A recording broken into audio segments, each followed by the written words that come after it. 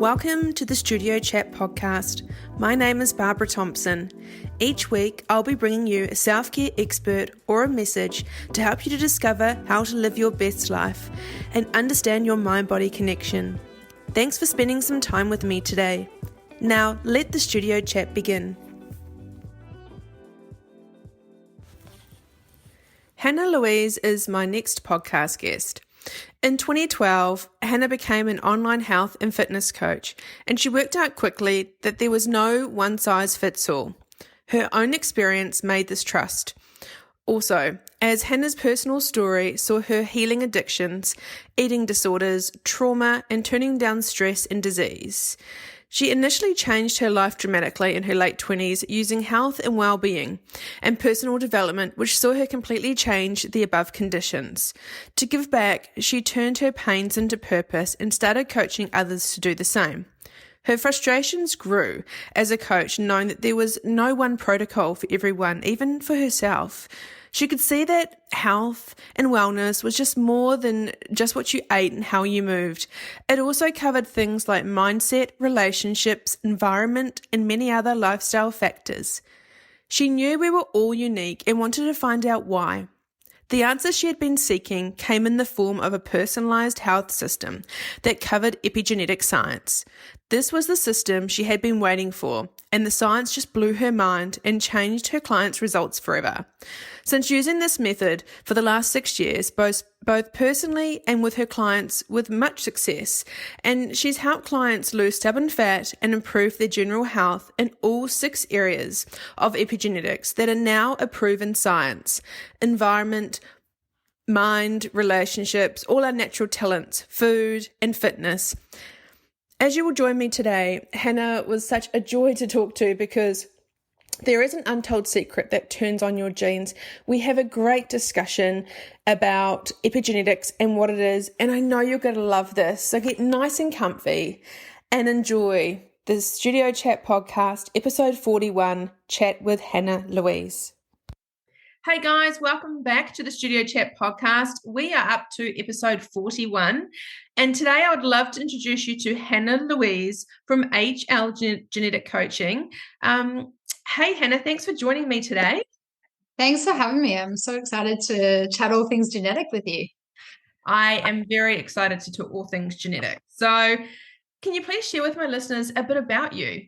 Yeah, sure. So I have been a health and wellness coach for probably 10 or 12 years. I started in the fitness industry. I got involved because I had some, traumas and things in my late 20s that I had to kind of, work through. And one of the best foundations for working through the stress and the traumas was through, health and wellbeing that supported the journey. I always had trained. I probably didn't eat perfectly, but I still ate maybe better than the average person. I worked in corporate, so I had a pretty high stress kind of, career. But yeah, I just knew that something had to change for me personally. My younger years, unfortunately, I was quite depressed, to the point of almost suicidal depression, which is very sad to look back on. But yeah, I had, as I said, a few things that had happened in my childhood that actually, was sort of sitting there as catalyst to some of those symptoms. But also, my way of living, I smoked cigarettes to cope. I drank alcohol, kind of binge drinking, a lot of things that kind of people would maybe just trial through their earlier years. But for me, they kind of fell into very big, deep, dark pits pretty early on. So I had some pretty big messengers that there were some things that I had to address or change. So as I said, by the late 20s, things came to a head, and it was just, my life wasn't working so well. So I went on a really deep quest and journey, as I said, through, health and well-being, but also spiritual development, personal development, to really find out what was going on with me. You're sort of late 20s, you're starting to figure out, like, who am I? What am I doing? And so, yeah, I had this big journey of having to kind of dig deep. And through that, I found I had a lot of, hormonal issues, imbalances, obviously, the addiction side of thing. I worked really hard from a personal development and spiritual awareness to get through those. There was kind of no other way. I kind of got to this point where I would just grab for anything. So that was a big journey and a big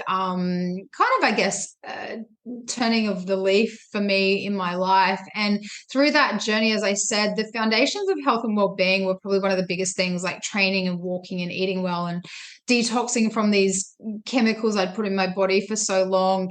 Binge eating on sugar, bulimia surfaced. I wanted to do competitions. We've talked about that, and we had a bit of a connection before about, bodybuilding and those kind of things. So I had eating disorders, I had addictions, I had love addictions, I had, all these things compounding. And it feels like to kind of even talk about it now, because it was so long ago, and to feel so objective about it when it was actually one of the hardest times of my life, is really interesting and really cool, obviously, and hopefully gives people hope. But I realized that I was in charge of creating who I wanted to be, that there was something more than feeling depressed. There was something more than, living an unhealthy life. There was more to being in this addiction. So I created these identities of being a happy non-drinker and, someone who didn't binge on sugar. And, I had, 5 years of sugar binging and things like that. So a lot of people have a lot of empathy as a coach, for having gone through these things that a lot of people don't realize.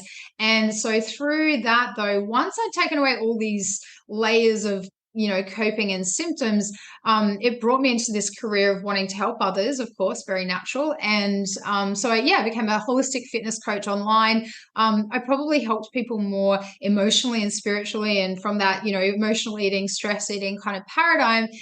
So I had a bit more, less of a boot camp style and more of an empathetic approach. And so I attracted clients that probably need a little bit more love and support, which I was able to give. But through that journey, I saw not just myself, but there were still things that didn't add up. There were still things that, why were my hormones like this? Or why did I not have an ability to cope with stress at this point of time? Or why would, why was my body not as lean as my fitness peers? Why? And the same would happen for my clients. And I kind of just pinpointed it down to being about stress, like that stress response, blocking people's results. I call it speeding up the metabolism the other way. So I did holistic fitness programs that were called yin fat loss, meaning, instead of push and just doing that fitness and calories and bodybuilding style training to get people results, I knew that there was more to it because that was my experience. And so I looked at, well, obviously there's stress that's blocking these people, so it's technically slowing your metabolism down. So let's unlock those and speed it back up or get it back to whatever. I didn't really know as much. I'd been to bodybuilding coaches and told I was lying about what I was doing when I did things perfectly to the letter, and I had clients who would say the same. So we all visually can see that everyone's different. So it took me down just many rabbit holes. I'm a real science nerd. I'm also into the woo and the spiritual, but I'm very balanced in, I want proof. I want it to be disproved. And so I never gave up seeking and being in the industry. And I came across epigenetics, and wow, life-changing profiling system. I was asked by my friend to be one of his first clients in Australia. I think this was 7 years ago. And I, of course, said yes. We were nerdy, both quite balanced in those two ways, as I said. And yeah, he profiled me and he asked me a few things like, do you put on weight when you feel trapped in a relationship? Or, do you, what was it?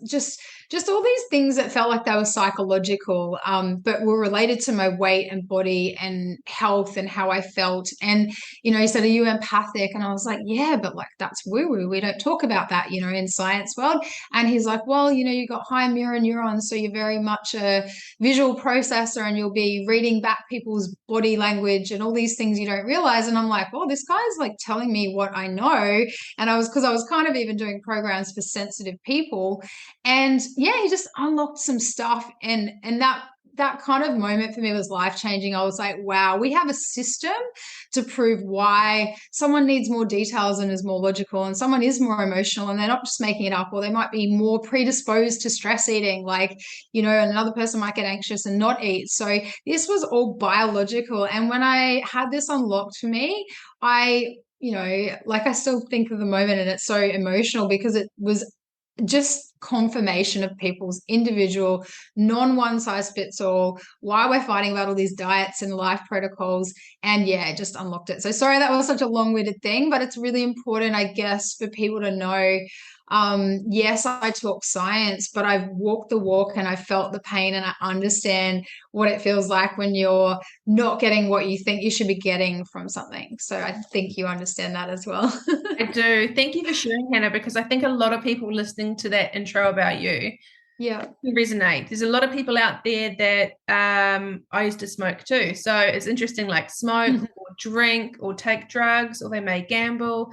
There's a lot of people out there that overeat, undereat, control their eating, or like you really spoke to a lot of people, and thank you for sharing that, because it is vulnerable, and it is you've been through so much at such a young age, and I really give you a lot of credit because I know what it's like to keep getting knocked down. And you sound really similar to me, that there was something in you that you go, I don't know why I'm going to keep going, but I'm going to keep going. I need to find the why. So you know how you said like why? I feel like I've been through something similar where me too. Everyone's like, you're so strong. Well, how do you keep going? And I'm like, I know there's more, and I know there's more, and I need to find out how I operate and my why. And that will just, I think there's nothing better than someone that helps people, that once you know what they've been through, you can connect with them and you can resonate with them. And then you feel like a lot of the time we can look at health professionals or health coaches and be like, oh, they've got all their shit together, or they don't know what it's like to have an eating disorder, or to be addicted to food, and we hide it and we don't talk about it. And I just think it's wonderful that we don't fall upon anything. I believe that everything comes to us at the right time. Oh, listen to me. I sound very right now. Who am I? We'll find some science for that. Okay. It's like, that's not Barbara. Can we just talk logically, like, you know, how we were talking before? Yeah. I discovered epigenetics, I'd say 3.5, 4 years ago, when I was studying my nutrition course.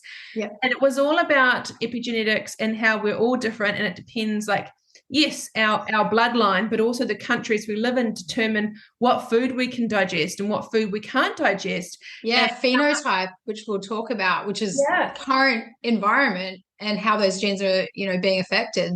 Yeah. And the fact with disease, if you come from a family of cancer or diabetes or anything like that, just because your uncle and your auntie and your sister and your mother or whatever has had it, a lot of people go down that road. Oh, well, I'm just going to get it. Of course you're going to get it. Because you're going to do actions that follow to put it down that path. Yeah. 100%. But also, the cool thing about epigenetics is it's like the light switch. You can turn it on or off. And I'm thrilled that we can talk about this today, because I know very surface level stuff, and I'm really excited to really get deep on this. So part of it is that you give people full permission to be themselves, which I'm a big believer in that, and that's through epigenetics. Can you please share with us a bit about epigenetics and what is it exactly?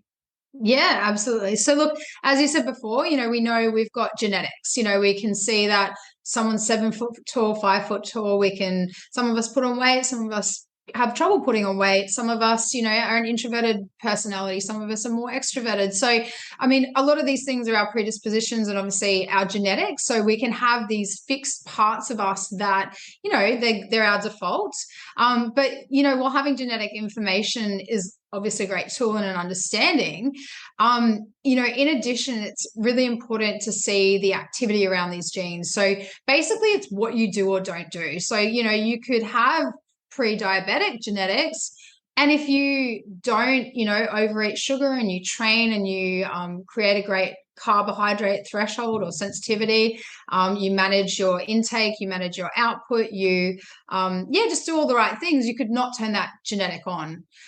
If you in turn have high dopamine, which is like an addiction hormone, you go and drink every weekend and you're just getting a hit of, you know, shopping online and you know, Instagram, and as I said, taking drugs or drinking or coffee or whatever, and you're feeding that epigenetic, you may turn on a predisposition to Alzheimer's a lot earlier, or, if at all, you'll do that. So, it exposes your body to different environments, from what you eat to who you socialize with, and, exercising, like you said, in a different climate. If you're cellularly from, Switzerland, but you're living in, Bali, it's a different climate. You're going to express a different genetic. If you go to Japan, you're going to turn on the freeze, Shiva gene, which helps look after you at the time, but it's that two-edged sword where this is the beautiful thing about the body. It'll take care of you under most environments and circumstances, and protect you and adapt. But if it's adapting in a way that actually, as I said, turns up or down the wrong genetic, then this is where we kind of get all out of whack. And this is why we're all kind of searching and seeking and doing these generic things and thinking they're right. But kale for you tomorrow could be kryptonite, but for me today, it could be the best thing I can have in my smoothie. So this is where we're now so deep in the science that you can understand what to dial up and what to dial down, basically, I guess is the best way to describe it. And also knowing that because our bodies are always changing. 100%. So the thing is always be your best investigator. This is what we call phenotypes. So the thing that our profiling system does, we've got those base genetics, and knowing those is a real power, because it's like, oh yeah, as I said, I'm an introvert, so I do need time by myself, or I'm me personally, oxytocin, I can dial up my happy hormones. But basically how you're expressing at any given time from 3 years of age to what you do now at, us in our early 40s, amazing in our to what you are in the ground as 400-year-old bones. This is all going to be a different expression. So this is what the main part of our platform does that maybe other genetic testing doesn't show you, but we look at your genes in real time. That's the real clincher. Like, what's going on? Am I expressing prediabetes? Am I expressing or not expressing something? So 100%. So what I'm hearing is a lot of people are looking for answers. A lot of people right now, especially with the global pandemic, a lot of people are unfit or unhealthy, or just want to take better care of themselves. So when we do that, we look for help. We look for experts in their field, whether it's to do with what we eat, how we move our body, or what we do with our mind. And I know this, and I know that you know this, that generic programs don't last. So it's like you and I could go to a trainer. We could be doing exactly the same weights, exactly the same reps, showing up every day, and you and I will get totally different results. So generic programs don't last, and I think they are a thing of the past. Do you agree with that? I definitely agree. I'm completely convicted in this science, not just because I personally believe in it, but I've been coaching it for 6 years, and I've been a coach prior to that for, about the same amount of time. And that's the thing. It's a sustainability. And so, yes, and even that phenotype comes in there, like we were saying. So you could sustainably do your program from your genetics now, but then in 6 months, you might actually acquire some kind of bacterial infection or something that alters your expression. And so your genetic profile will change with you. And that's what we do. And so therefore, I don't understand how we could even go back to a generic program, because it doesn't account for that. And even as a coach, and you'll agree with this, I could have sold my business out and sold these 1,200 calorie programs. Not that I think 1,200 calories is bad these days, because there are some body types that's not a bad intake, given depending if they're a fasting body and all these other factors. But again, that's another conversation. But there were so many things that I just had to do that were personal to the person and what's going on in their life. So that relationship that's stressing you is a factor in your fat loss. That job that you don't like and you're not expressing your full true talents, and you're doing something that's actually against your biological psychology, that affects you. And that's actually an important part of it. So integrating all of that makes it personal. And so generic is, it's just getting phased out. And look, this is I do a lot of fat loss, and you would understand, the principles of fat loss are never going away, like the calorie deficit and all those things. But we aren't just maths and figures. We are epigenetics. We are hormonal profiles. We are, people are fighting on the internet. And I want to make a really big point on this. They're fighting on the internet, the ones that are fighting about the calorie deficit and then saying that thyroid conditions don't count. Well, that's not true, because it's about stress. It's about, as I said, the current expression of the person as a whole. So a generic program just to lose weight, or just to do a biohacking, take kale and have turmeric, when I actually personally took turmeric at a time where it wasn't anti-inflammatory for me. It was actually worse for my DNA. So we need to know this science so that you are doing the right things and you avoid the trial and error. And yeah, so those generic things, why would you do it when you've got something that actually can be completely 100% personalized to you anyway? So that's my long-winded No, it's so hard because we pay a lot of money. Some people pay a lot of money to find these answers, and they go to someone they trust, and they think it's individualized, but it's not. And I think it's giving people the power to, if it doesn't feel right, it's not right, but just to keep going to find your thing, because it can be really disheartening. Yeah. Someone that is a binge eater or addicted to sugar or has some form of addictions that they can't break it. And they keep seeing these people that just say, you've got no willpower, just stick to it and you'll be fine. And people are just like, I don't know why I can't do the thing. And that's a really good point, because that actually touches something from my childhood. I went to a lot of counselors and advisors when I was younger, and there were probably some things playing out in my DNA that could have been addressed, like even a thyroid affects your mood with depression, right? So I've got that predisposition, and now that I'm in a healthy alignment, that doesn't really turn on because I'm not in a stress state. But that's probably what was going on, plus trauma and a whole bunch of other things. So that's that epigenetic expression going on.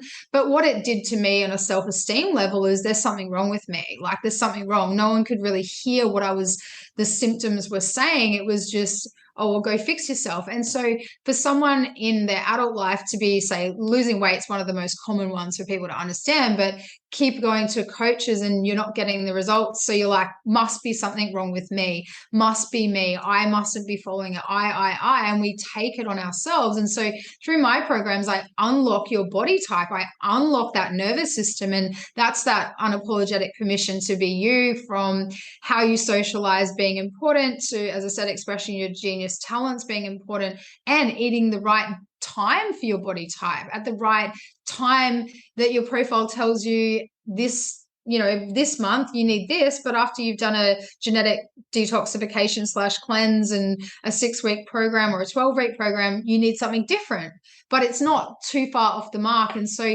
to erase and that was one of the biggest things I did even before genetics, was erasing all these negative beliefs about ourselves, because the diet or the program failed us and it wasn't you failing it. And to be able to have that resolution, I know that was a big resolution for me. As I said to you earlier, like coaches were telling me, I follow things to the letter. Like I'm the biggest, like do it all exactly how it says. And I was being told that I must be lying about what I ate and all these things, when it was, or, I was seeking an estrogen, like that I had this estrogen thing and I must be taking in the wrong toxins and all those things. But my predisposition is I do have higher estrogen as a genetic type. So there's nothing to fix. There's just some management. So I definitely, get super passionate about what you just said, because that's the real, yes, personalized health will unlock what's right for you and unlock a lot of your past failures, to be honest. Pretty powerful. That's why I love this so much, because it's amazing. And so when we talk about our health types, what is a genetic health type and why does it actually matter? Yeah, sure. So in our profiling system, what we have are a few layers of different science. So we have embryonic development. So sort of some people know about somatotypes. We kind of look at them a little bit different. Then we have your phenotype, and these things mixed together tell us a story about you right now. But from the genetic part and that embryonic development, there are a lot of straight up genetics that we know that individuals can't be 7'5" if they've been 5'3" after they've fully grown. Like there are a lot of predispositions in, that predict basically what our embryo is going to do, where we're going to have dominances, what kind of hormone profile we're going to have, whether we're going to be someone who holds more body fat, has more skin conditions. Like these kind of things are quite predictable based on those genetics. So from our profiling system, with all the 20 years of research, the 10,000 data points, they've come up with there are 6 genetic health types. And basically, as you'd understand genetics, there are some genetic codings that go down with, certain gene codes. And so basically a health type is genetic codes that kind of fall in similar coding. Like I said, all the 7-foot tall people might have a similar gene code. Someone with a leaner genetic might have a similar gene code to someone else with a leaner genetic. So from a visual, average layman kind of walking around the streets person viewpoint, we can all see that we're visually different and we can sit in these different categories. So, and that can predetermine some of that personality type, some of that predisposition to detail or to being a bit more free and action orientated. So we've basically kind of categorized it, not to categorize people because your profile is still 100% unique to you, but you will fall into one of these 6 genetic health types. And it's something that I'll talk about at the end, but in my genetic ebook, you can see that there are these 6 types and every single person will go, yeah, I'm pretty sure I'm that type, or they might think they're combination. And where you sit in those health type codings means you could be more like the next one next door. So it's basically, we've got a circle where you'll sit in these 6 quadrants based on those gene codings, and it'll tell a pretty accurate story of you from a general point of view of that health type. But again, your profile is going to go layers and layers deeper. So I hope that makes sense. Yeah, and does it go through different questions that it asks us to navigate what of the 6 we are? Like, how do we get to that point? Obviously, it's in your ebook, but yeah, how do we know to get down to that layer? Does it ask us about our personality and our likes and dislikes? Yeah, so look, it's probably more me giving you information on what those health types' natural, say, physical traits are, as I said, whether they're tall or short, then, their natural way of kind of navigating the world, like whether they're an analyzer or whether they're a data gatherer, so there'll be some personality traits, there'll be some stress response traits that I list in there. So, under stress, like commonly someone could put on weight and someone else could lose weight and not get hungry. Someone else might get, as I said, eczema or whatever. It's not as detailed as that, but it's kind of like, I guess, when you look at a personality test, like everyone's done one of those before, it's like that, but based on your biology. But it's talking about physical markers, mind and personality markers. And they're all based on those epigenetic expressions. And it's based on these happy hormones of these 6 genetic types. So each of those types will be predisposed to a happy hormone. For example, mine's oxytocin. Someone else might be dopamine. Someone else could be serotonin. And the way to turn down stress in that biology is literally to go to that hormone first and foremost. And that is game changing for craving chocolate to turning down trauma of addiction and stress and all those kind of things. So, yeah. Holy amazing. That's yeah. Yeah. I'm trying to make it layman, but also deep because it's, So the ebook is very digestible for anyone at any level. It's like you reading about these 6 body types and going, that's my mum, that's my partner, pretty sure that's me, or I'm a little bit like that, but there's a bit of that type in me. And so, like I said to you, like I've got a health type, body type of 1 genetic type that we use. We've trademarked these genetic types. And then I have the brain function of a complete opposite body type. So I'm like, why am I this like oxymoron dichotomy? But then because my body type comes first, its hormonal response is oxytocin, that brain function needs to you honor the body type first in our world, and then I honor my brain type and put them together, and I find my little mix of how that works for me. And the profile gives you like detailed tips on how to literally put this into your day-to-day life. That's the difference between that and just getting those codes from just one genetic test. So yeah, and you answer it as of right now. So not when you were 10 years ago or 5 years ago, it's as of today. Yes. Answer what your body is So like Okay. I said, like I'll have someone onboard them into my program, we'll do their profile, and then we'll update their profile at the end or through the middle or at a certain checkpoint, depending on goals. And as you lose weight and you lose weight around the neck, you're bringing down that diabetes marker. You might have abs and still be expressing that genetic potential. So all of these markers tell a story, and then the beautiful thing as a coach and my accountability is, hey, if we're not getting results, we're using this profiling system to measure and assess. As you know, if you're not assessing, you're guessing. And that, you know, whether you were doing generic fitness programs or not, you need to assess the outcomes. We're just assessing way more in this profiling, which is just, as I said, it's mind blowing. Yeah. And life changing. Yeah. Everyone listening to this is going to be like, okay, where's this ebook? So we'll talk about like Yeah. everyone listening is like, oh, I want to know what my type is. Because even I'm sitting here going, Yeah. oh, I can't wait. I'm going to check that out later. Yeah. I can't wait to hear But I what am. your feedback is, because I'm already speculating you, as I said, because I'm just, you know, as a coach, and that's my lens of the world, and unapologetically, that's what I obsess about. But that's what I mean. Like, the beautiful thing is you get to know all about you. So everyone wants to know who they are, or, you know, everyone wants to know more about themselves. So it's just an ebook that gives you a little bit of an understanding of like some of the key parts of the profiling. But yeah, just a bit of fun to just go, oh my God, yeah, I really relate to that. And then, you know, like you can just start to get some genetic awareness and realize that maybe that personality test that you did and you always come up as, you know, the mozzie or the flighty one, that maybe you're our health type 1 or 3 or whatever it is, that is more dynamic and driven by adrenaline and has oxytocin. And so they're like, you know, don't want to be bogged down with details. And that's how that body type stays safe in our evolutionary tribe. Whereas the other one, like we were talking about Oprah's got this beautiful giving personality. And so she stays safe by looking after the people.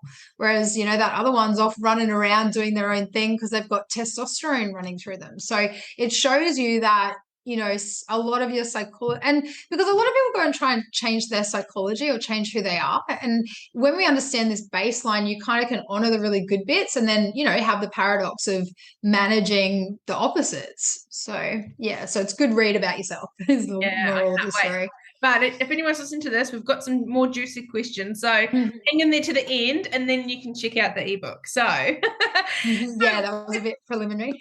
no, it's because it's so exciting. So when we're looking at our genes, I don't think people really understand how knowing our genes and how our body works, how it can help our whole lifestyle.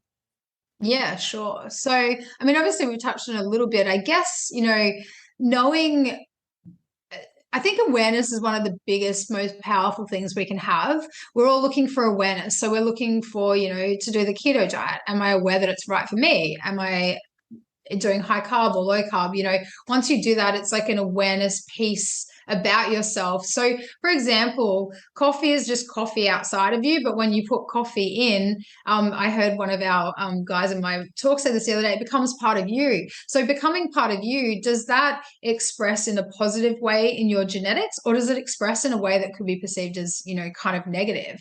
And so having these kind of knowledge pieces to have a conscious choice is just one of the most powerful aspects, I think, to anything. Like you said, because then you can throw away that generic thing, or you can keep it because it was right for you. Does that make sense? Yeah, 100%. Yeah. And I know this term, people would have heard of biohacking a lot. Yeah. We're going to talk about briefly now biohacking your own body chemistry. But before we talk about that, can we just explain to people what is actual biohacking? Oh, now I need to get the definition out. Perfect. I'll give you my 2 cents. I think it's basically changing a certain thing about you. And one of the examples, and I could be totally off track, but it's like if my family are always going to be obese and have diabetes, I'm going to do things that are going to make my body not go down the same track as my family. So biohacking means that you're actually hacking your own genetics in a good way to create the better outcome. Yeah, absolutely. And that's kind of that's why I was like, oh, hang on. Now, do I have to explain it in the terms of what biohacking actually is? But yeah, that's what I'm talking about too, like biohacking. So for you, is it, as I said, going and being social, or is it taking some time and space to come up with your map out of your genius for your business? Like, that's how you can hack these hormones that I talked about. And that was just a complete showing like opposites. But it's basically so you're changing your chemistry intentionally in the most efficient, effective way for you.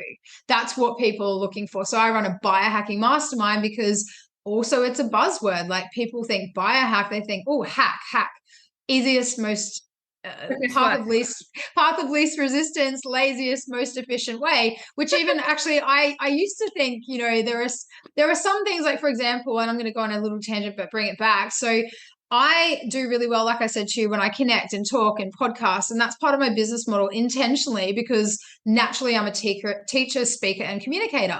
So when I do that, I turn on flow in my biology. So why would I sit at a desk and do funnels and detailed stuff when I'm not a genius at that? That's actually going to turn on stress, and then I'm going to have an inflamed gut and X, Y, Z. So that is in itself a biohack for me. But where it actually comes into play is we have this guilt that we shouldn't just have it easy, like that it's supposed to be hard, or we've been living in exactly right, in a survival society, and our generations are, luckily better than some of our parents because we have all this knowledge, but where do we put it together, which is what I'm kind of doing. But basically, my long story short is that you're choosing to thrive, and we have to choose it on repeat. Like, people are trying to bring us back into default of survival. The world's trying to do that unless we fight for it. And that's why, as I said, these bodybuilding people, I believe, have a really good standard, because you have to really do the work. And so when I look at how easy it is when I'm talking and communicating, but I mean, I've done like 15 years, like you said, you did a comp, and people think you've done 5 years of like muscle building, you've done 20 years. I've done that journey from being in suicidal depression at 16 years of age to now, hey, I've done the reps, So for me to choose to thrive and use my business model of talking and coaching and what I love doing, I'm not going to apologize for it. And I'm going to give you that permission to do the same. And my point was, that's me biohacking myself. And then I heard, even I have to give myself permission pieces for it to be easy, because we are so defaulted to make it hard. And that's just sad. But I heard, like, one of the top entrepreneurs in the world say, I hire lazy people to do a job so that they find the most efficient way to do it, which is like effective. And I thought, there's my permission piece. When I'm in my biohacking genius, it's easier, because flow is time and space disappears. You get shit done quicker because or you have more time because you have more energy. And so, that to me is like, again, it's just constant permission to be who you are. And as I said, hacking it and finding an easy way to do it. Yeah. And the biohacking too is similar to me. Is I give clients information that I learned that I wish I knew 20 years ago. So what it does is it cuts their path. So I think Tony Robbins talks about it too. You have a path that you've lived, and then when you're someone that coaches or helps other people, what I do is I cut that path in half and give them the information that, hey, I don't want you to go down that rabbit hole and go rock bottom like I did. I'm actually going to give you the hack that when you feel this or this happens to your body, this is how you get out, because I don't want that for you. So I think part of biohacking is meeting someone halfway or holding their hand and being like, I'm going to direct you to this way to find your own way, but just so you don't have to go through what I've been through. Totally. It's interesting when you say life has to be hard, because we do come from a culture, and especially because we're around the same age, work hard. We don't come from the younger generation that I've interviewed many people, staff members of my time. And one of the questions I always asked them was, what would you like to do in a year and 5 years? And all of them would be like, and I've had one intentionally, I want your job. I can do your job better than you. Oh, righto. And then also hiring that staff member to the staff member going behind my back, seeing all my clients saying, oh, I can do a better job than Barbara.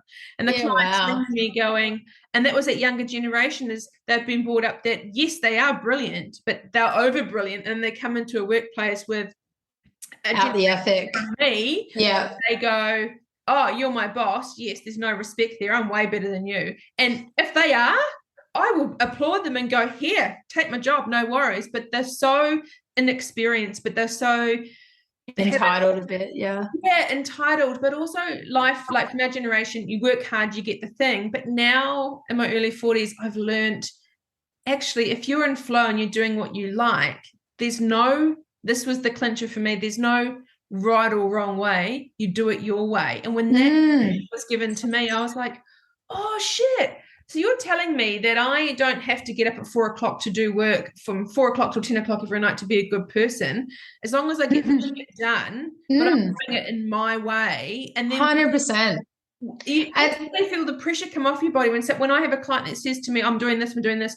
Well, why are you doing that? And most of the time it comes from how they've been brought up, yeah, what they think is the right way to do it. I'm like, why don't you do what your way is? And they're like, there's a lot of should, and then I love Louise Hay said it, like you could replace that with could. I could do that. And when I think again, and that's what I love about these profiles, right? That's what I'm talking about, that unapologetic permission piece. So some people aren't meant to get up early and go hard and 5 a.m. hustle. My body type is I'm ready to go because I got adrenaline, but some people need to take their time and start their, yeah, and that's what I suspected. And like, this is why, as I said, I'm suspecting where you sit in those genetic codes. So for you to take the time to not should yourself into 4 a.m. starts when you're actually inflaming your body, you're turning up the stress response, you're actually blocking all of the things that turn your flow on. Every behavior you do or don't do is a discourager of an encourager or a discourager of flow, which is what these profiles do. Like, it goes so deep as to when you should hack this happy hormone, when you should prioritize your tasks, when you should socialize.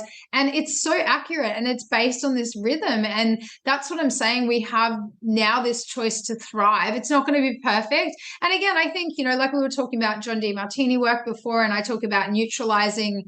I love him because he talks about perception, but with the hormones involved in the body. So there's a lot of science. And basically, when you neutralize things and realize, yeah, there are two sides. So if you're going to be a morning person that gets up too early, I'm going to crash at night, and I might not be able to do as much work as someone else, and I've got to socialize more. And so I have to have more balance, and therefore I can't be a workaholic. But if I go in my zone of genius, I'm going to thrive. Or if you take that slow morning, get your things in that slow, steady pace, you're going to peak for lunchtime and get more done in less time, and you're going to have a better response in your body overall. Like, it's all, as I said, it's a choice to thrive in every moment, and you have to fully choose it. And this is something, and again, it's off the topic of genetics, but when I mentioned what I created a happy non-drinker paradigm for myself. That wasn't because I figured out if I'm in the depressed person, or I'm in the version of me that's the addict in my late 20s, how am I going to get free out of that? That's just the negativity bias trying to keep me safe and tell me something. But when I go into another reality and create it as that happy non-drinker, is a path of non-resistance, And so that's kind of how I look at that. And now I have this amazing science that can do the same for other people, like permission to be you. That's this amazing like counselor who doesn't need to get up early to do her best in this world. Me, I get to socialize a bit more because it turns my thriving on, and I'll probably connect and find a key podcast like yourself to converse with, and probably reach more people than if I'm sitting at a funnel building something that's actually just not who I am. So yeah, it's I don't know the rules of the universe completely, but I do believe, though, we have to do the work in some way. And the work isn't always like these kids that you're saying might be entitled. They've got other work to do to get that place in the world. So yeah, and they might be just going by what they think they should do. They maybe don't even need to be a leader. They might be better in some role that's better for them. So I think when you're out of alignment in who you are and you're young, you still have lessons obviously to learn. So whatever their lessons are. And we're an evolving generation. Like, how many generations of parents and grandparents, the new generation have it so like this. It's a cause and effect. It's going to continue. Like, we're affecting our next generation and vice versa. So yeah. It's so interesting though, because my flow is from about 10 a.m. till 6 or 10 a.m. till 10. I definitely think you're really strong late at night. Yeah. And it's interesting because my work colleagues back in New Zealand will laugh, because when I was head of marketing for a company, it was a known fact I'd stroll in the office about 9 or 9:30 because I was the boss, right? Yeah, But they yeah, didn't realize I was working till midnight the night before, yeah, right? yeah. So I'd walk in 9:30, and my staff members and colleagues would be, oh, here comes Barbara swanning in when she wants to, No. at 9 or 9:30. And I was like, I just didn't feel like talking to anyone. And I had one of my best guy mates who'd always be like, good morning, Barbara. You're such a bitch. Why can't you say good morning to people? And I was like, oh, I don't feel like it. Then after about 11 o'clock, I'd be like, hey, You're guys. on. And I'd be like, what the fuck? So there's the Yeah. thing. I just didn't I feel already know your profile. I already know. And I guessed it before because, like, I'm only laughing because I pretty much date this opposite to me every time. And my mum was one. And we never got each other growing up. But yeah, you guys aren't on till 10 a.m. So what you do between like getting up, maybe probably 6 is going to be your peak probably. And 10 a.m., you need low stress on your digestive system, low stress on movement, low stress in general. You're not ready to people. You need so time and space to slow. arrange. I'm so Yeah, slow in the morning, and I yeah. hate that about myself No, because no, I'm no, no, no, no, no. You have to like, frame that. We're going throwing that out because your biology is slow, steady start. This is a classic example. You're not the girl that's coming to the PT for a 5 a.m. boot camp in a doof, room for a PT class. It's not your biology. I do like that though. Like that's But doing it in the arvo, you're going to have a better stress response, or you're going to be less inflammatory. We'll chat about this later because that's one that I have big fights with. interesting, hey? Yeah. Yes, yeah. But the point is that a lot of this biotype upset at themselves because this world's so fast and they're slow. They're run by a slow, steady hormone. They need pleasure and comfortability. They need details and structure to be able to move. Like I'm the opposite, right? So give me the next step. Let me connect to the people. So I peak to give you contrast. And I bet you your profile says from 10 till lunchtime peaking, and then you're a night owl. Yeah. Yeah. Whereas I die by the evening. I can't work. I'm an adrenaline morning based person, always have been.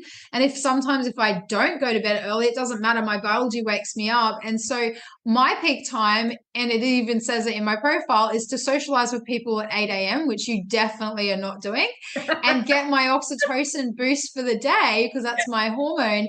And then be in my tasks between 10 and 2. And I notice between 2 and 3 I die. And I have a genetic hack where if I'm at my desk still at 3 o'clock, I have a walking treadmill underneath, and I try and make most of my client or lead calls in that space so I can walk and talk because I'm more on, because my body gets energy from movement. So whereas your body probably is a bit more bit happier when it's in a freeze mode, when everything's calm and it's stable.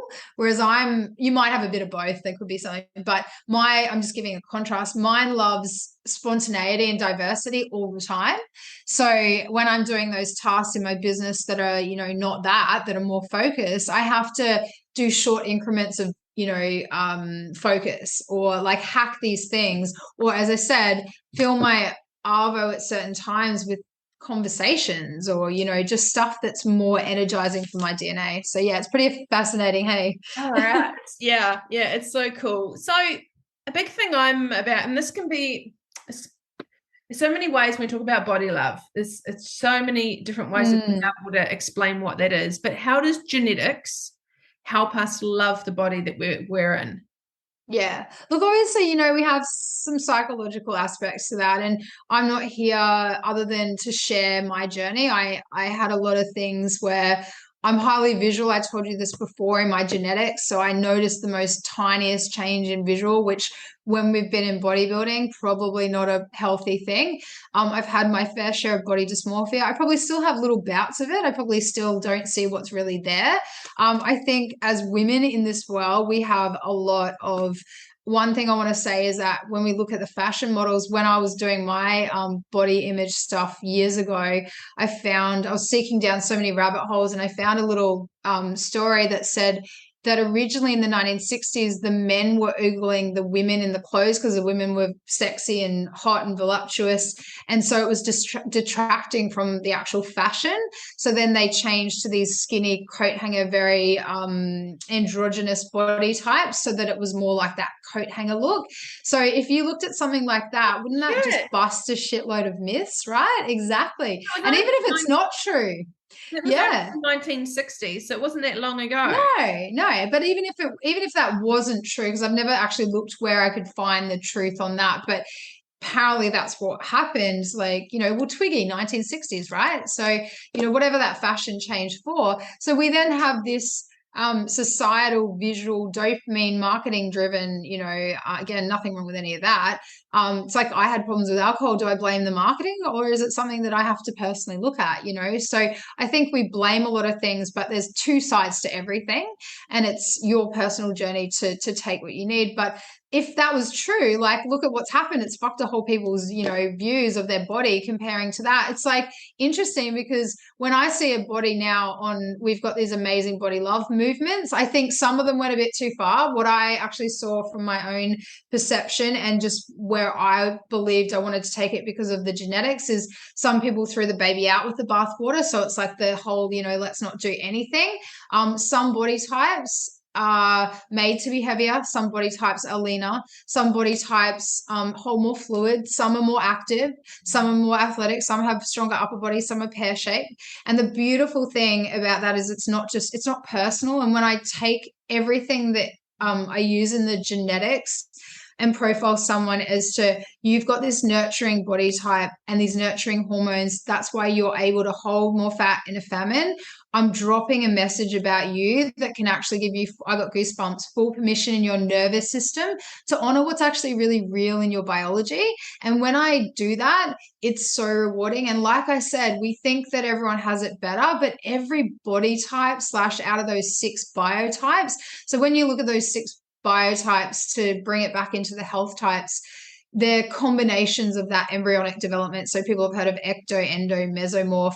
I'm a mesomorph, endomorph. Always wondered why I'm short and small and athletic, but also can hold fluid and look not like I even train some days, And so like things like that, to have understanding of my body type, to not try and be another body type, is a real confirmation piece. And as I said, it comes with the permission to eat how your body needs, to thrive how your body needs. And when you're doing all that, you're kind of in the direction of the energy of the thing you want, not the thing that you're fighting against. And I think I am lucky, not lucky, but I attract women, and we are women and men that are 35 to 50, 60 as my avatar.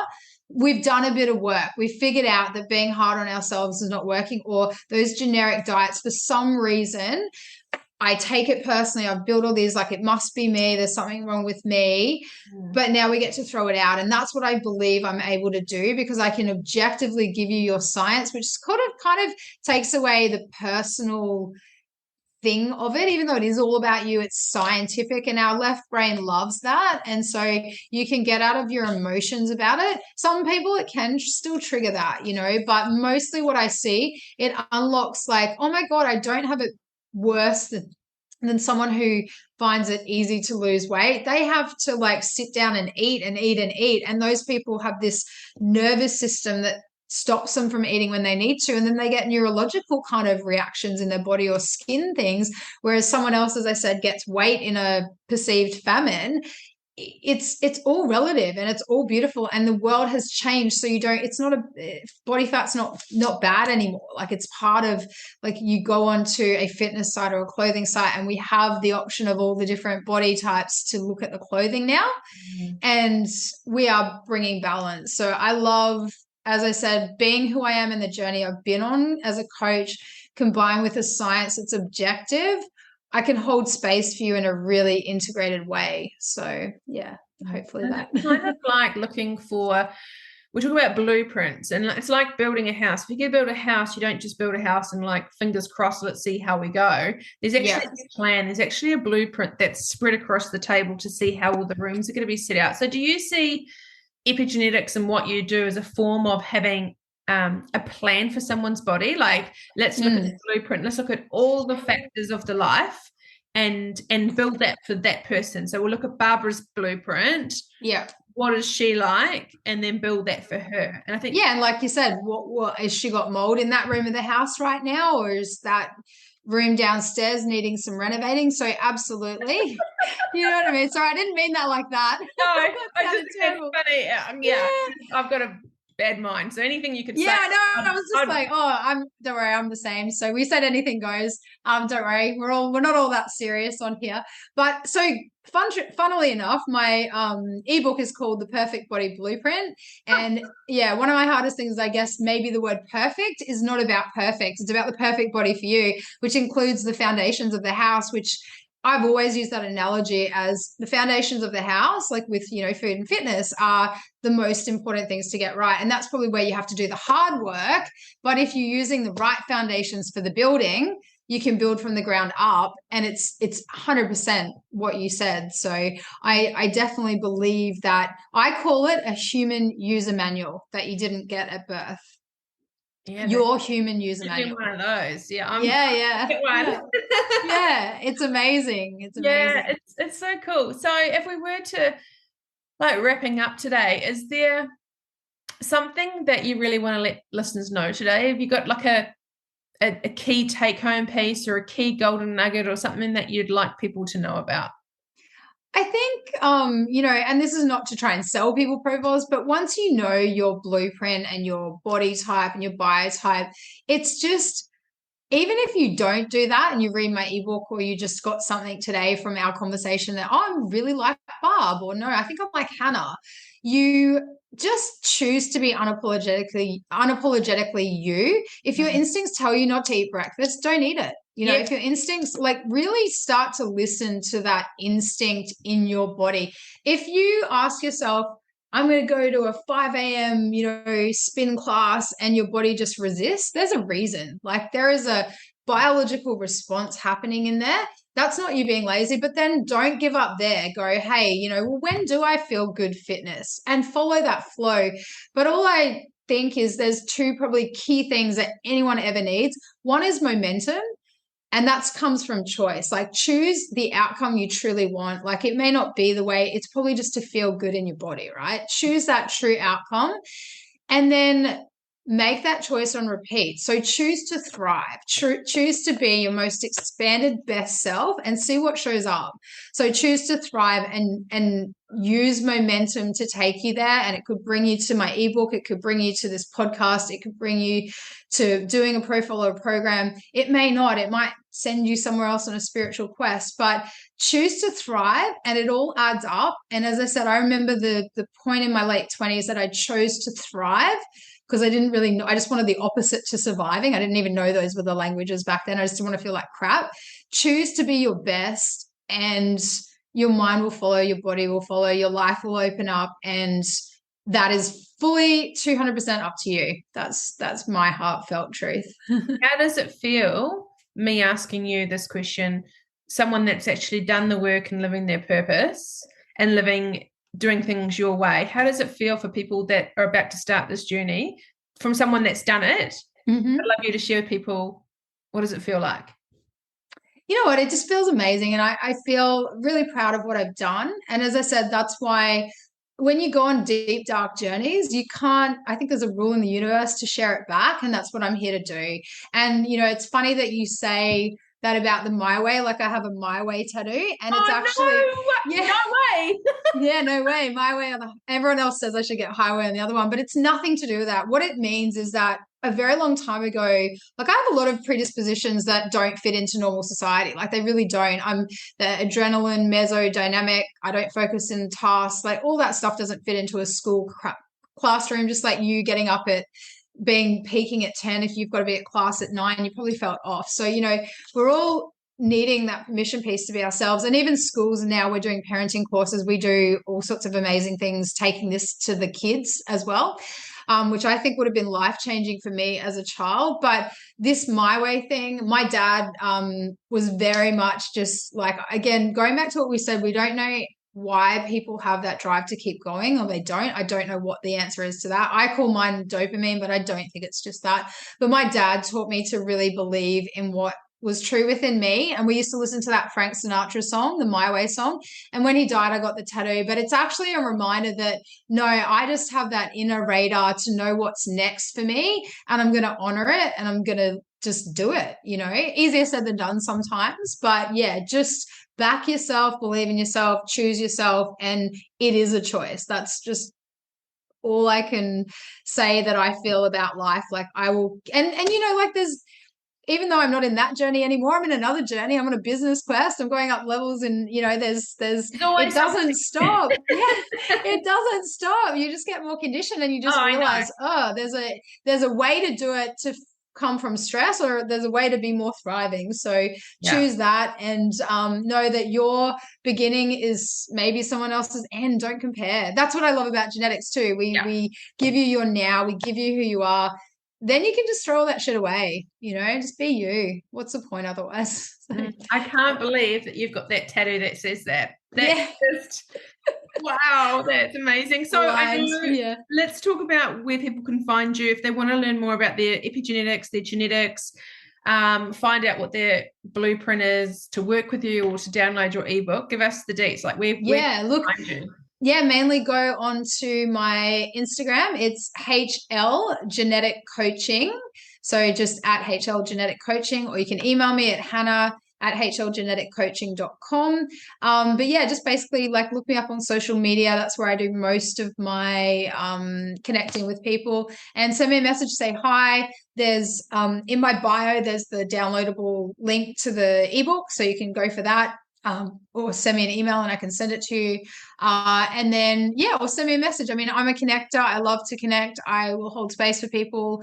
And, if I can help someone, I will. And if I can't, I've got peers and, networks and all of those things. But just you'll find your way, and maybe I'm part of it. And hopefully I can even just help with the ebook or something we said today. So yeah, it's been amazing to be part of this. So glad we're connected. Yeah, I know. It's so great to learn about something that's not, I think, spoken about often. It's all about people wanting to do something better for their lives, the way they eat, the way they think, the way they move their body, but people don't know where to start, or they'll pay a lot of money for a program or something that their friends did, and they saw that their friend got a lot of results and they do it, and they're like, well, why am I not getting the results, or why do I not like the person?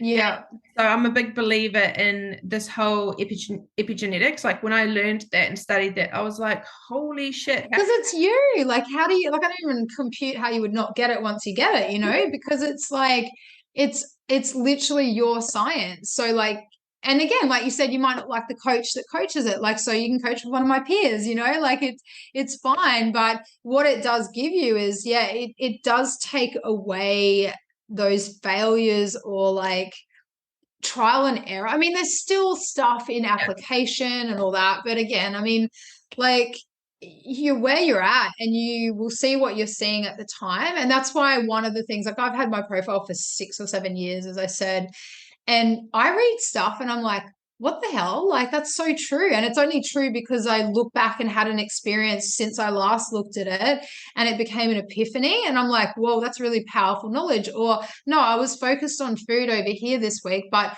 I just realized how much relationships are so important. And it already said that in my profile, but I was not looking there at the time. So we kind of cover it all. And that's the epigenetic part I didn't talk about. We've proven it down to 6 different science areas.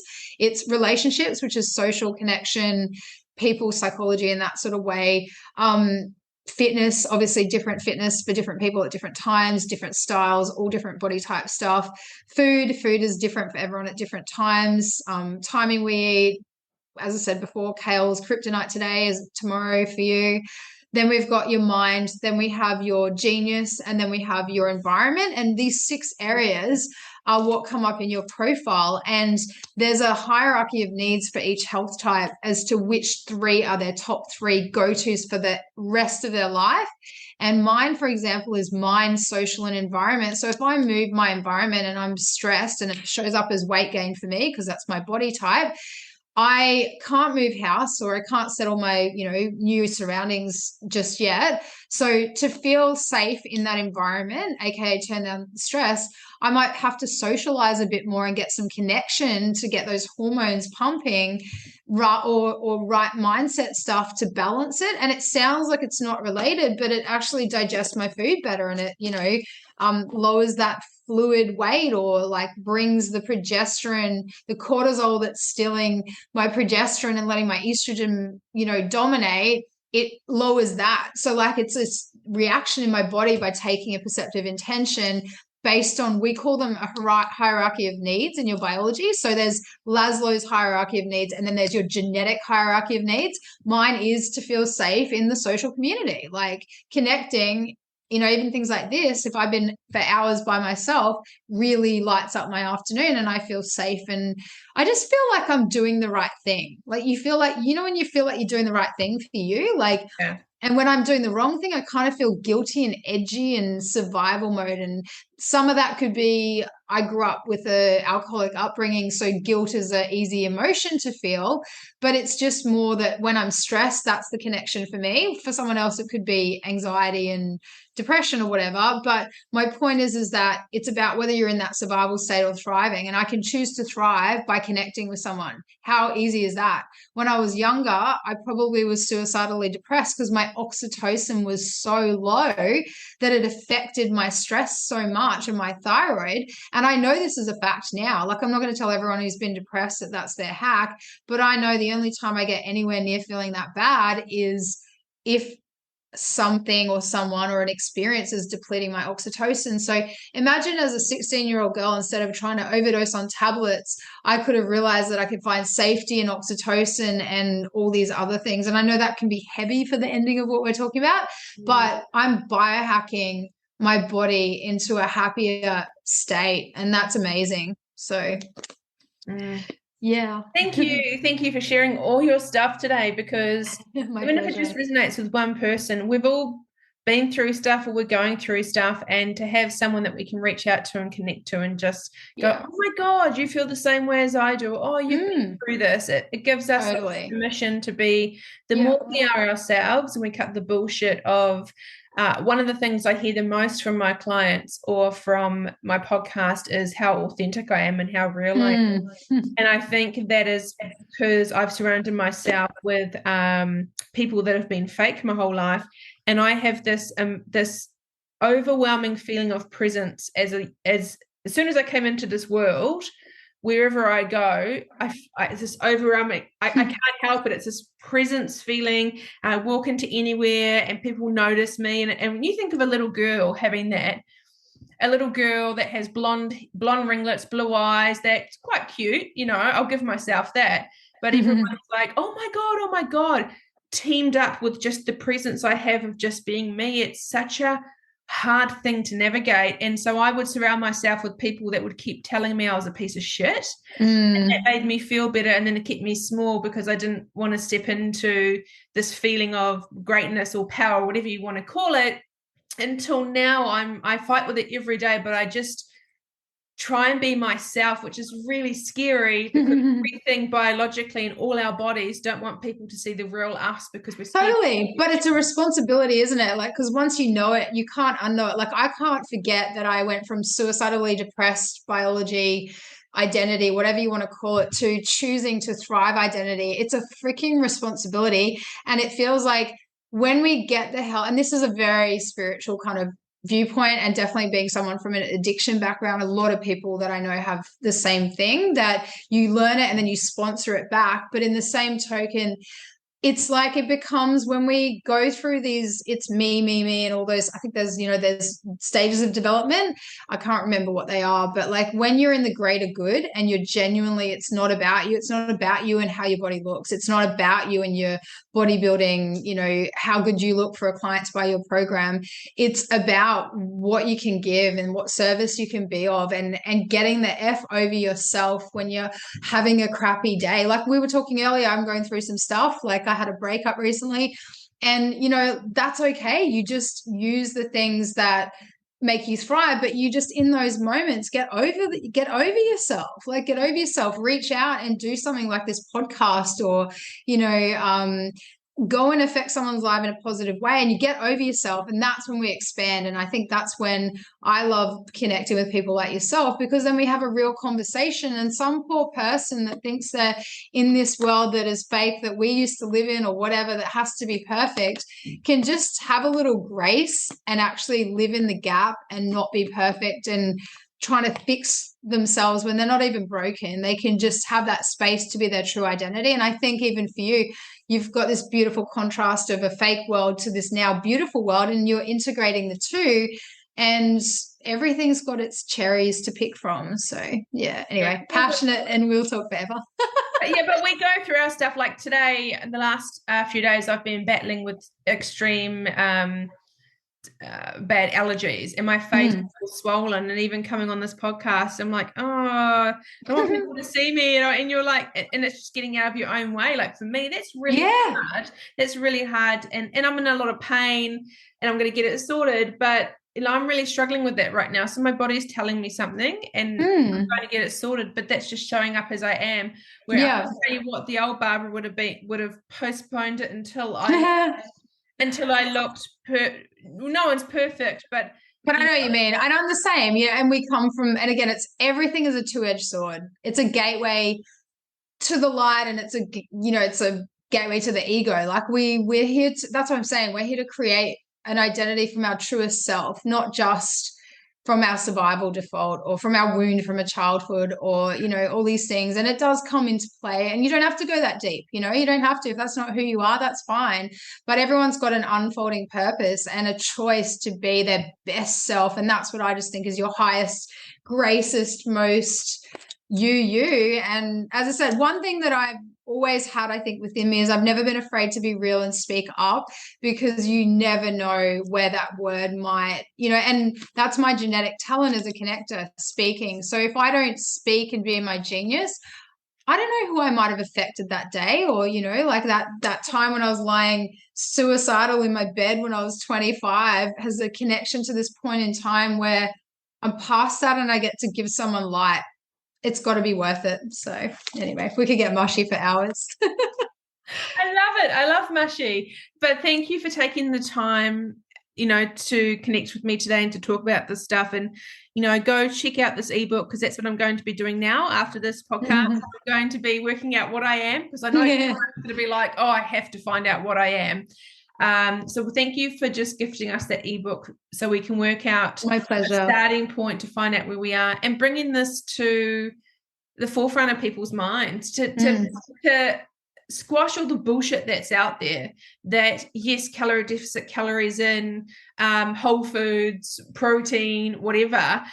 But like you said, this is the nail on the head. Like I have a lot of girls that come and see me and like, I know I'm supposed to eat 6 times a day or 5 times a day, but maybe they're not. They may be 3 times a day because their digestive system's slower. So yeah, the calories count, but it's the timing, the load on the body, and 100%. And this is why, like, I still use the principles, and I use like flexible dieting, and I still track food because it's actually structure really works for my brain. So, but I'm not obsessed, and it's a great balance. And I track my oxytocin with those things as a fun game because I'm in that space. But a client is 101 and having trouble, like, with a kind of disordered eating or something, we're not going to go there. Like, that's not what we're going to do. But, I look at the principles of fat loss with your genetics, we look at that. And that's the key difference too. The rate of loss for fat loss, it's the rate that the body allows, and the time that it allows to let go of that. So when you've got that knowledge, you can go, oh, okay, so for me as a connector, I take longer than most body types, but I give up on things quicker because we get bored easy. Knowing those two things, I can hold space for my biotype that's like me and go, hey, if we just went a little bit longer, you're going to get the results here. And we can work with all that information. So yeah, awesome. Yeah, we can talk forever on this. Yeah, but you've shared some really great things today. So thank you for joining me. My pleasure. It's been incredible. No, I'm so grateful to have been on here, and I love the connection, and we definitely have such a good alignment, and hopefully someone listened and got something that really helped to change their life. So yeah, go download the ebook right now. Yes, it's free. Yeah. Cool. All right. Thank you so much for listening. I hope you enjoyed today's episode and it has inspired you on your self-care journey. Please feel free to share this with a friend and subscribe over on Apple Podcast. I really love hearing your feedback, so guys, please feel free to write a review on Apple and let me know which part of this episode resonated with you the most. To fall in love with yourself is the first secret to happiness. To find out a bit more about Self-Care Studio or the Studio Chat podcast, head over to my Instagram page, self_care_studio, or on my website, selfcarebybarbarathomson.com.au. Really look forward to seeing you on the next episode. Look after you. And I'll catch you soon. Bye!